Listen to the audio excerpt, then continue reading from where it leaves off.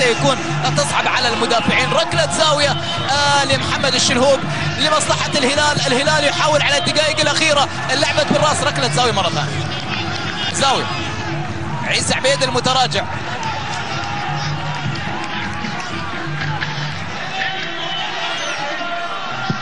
الشلهوب يلعب كرة بالراس تحولت ضربة جزاء. جول جول هدف أول للهلال. جول للعربي. جول للعربي صلح كل ما أخطأ فيه في المباراة. يوسف العربي يسجل أول أهداف الزعيم، يسجل أول أهداف الهلال قبل النهاية. قبل النهاية يوسف العربي في كرة لعبت صح وركبت صح ونزلت على قدم يوسف العربي. سجل أول أهداف الزعيم. سجل يا زعيم، سجل يا زعيم قبل النهاية. ها هو يسجل قبل صافرة أندري حداد.